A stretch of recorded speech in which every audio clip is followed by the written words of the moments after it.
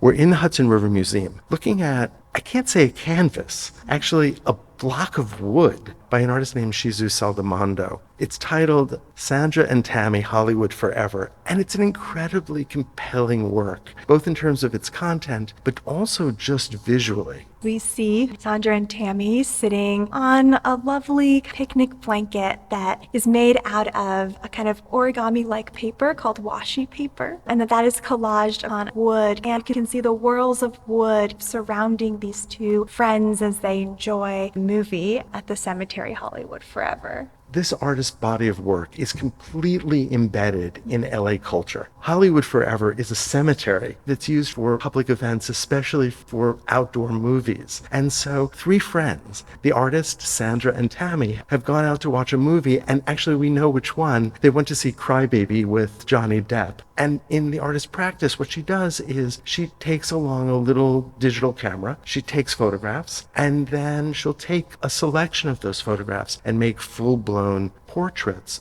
So her works are fascinating to me because this is portraiture, but this is not grand manner portraiture as we would expect in the 18th century. She takes these snapshot photographs of her friends and loved ones, a lot of party scenes of her own life in LA, and then she takes details and she really focuses and looks in on the figures, their postures, their facial expressions, their clothing, their hair, and she zooms in to give us a window into the personalities of the sitters of her portraits. And that's also why this blank backdrop is an important choice, because she wants to foreground her subjects, to put in the front and center for her viewers the faces, figures, and personalities of her friends. There is something really intimate, really loving about these images of her friends. There's a sense of trust. They have given her permission to take the photograph and then to create these full-blown paintings. And she is inviting us in.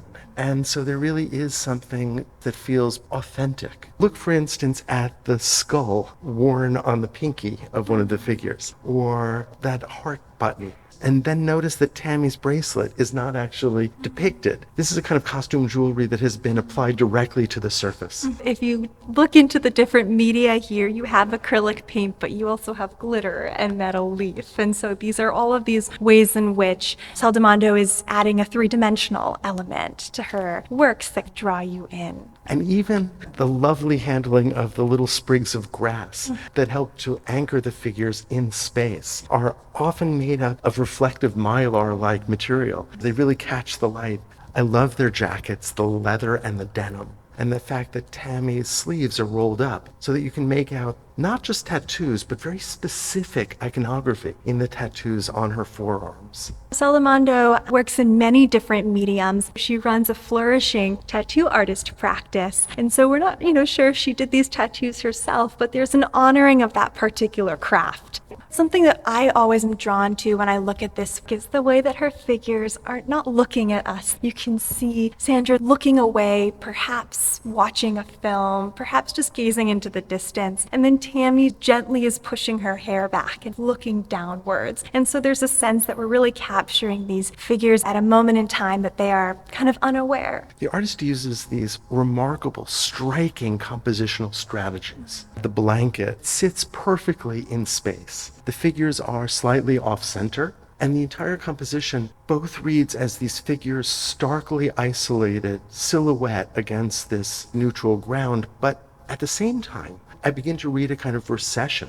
It's almost as if they're on a sand dune. I'm really thinking a lot about how she's painting these figures onto the wood, and so it kind of sets them off immediately. You have the natural organic background, and then these vibrant bright colors, and folks who are dressed in punk rock clothing. But if you'll notice down on one of the figures, her feet, you can see that the wood encroaches onto the soles of her shoes. And so there's this one instance in which the figure and the canvas come together. And look at all of the cultural signals.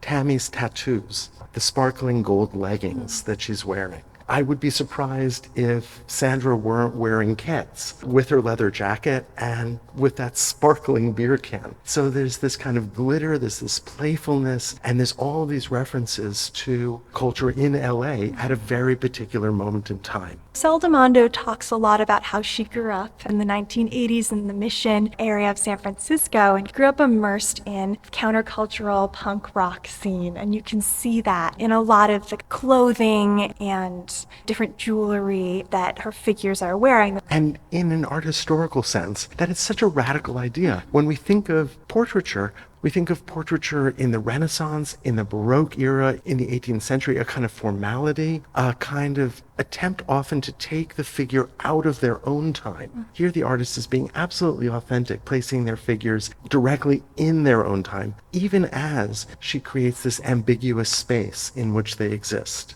Right, and it's really important when you look across all of her works that Saldamando is portraying her friends, she's portraying everyday people and everyday scenes. And for her, that is a way into this longer history of portraiture, which tends to be monumental, or immediately politically important or historically important figures, right? And who gets left out of that story? Saldamando's works give us an answer.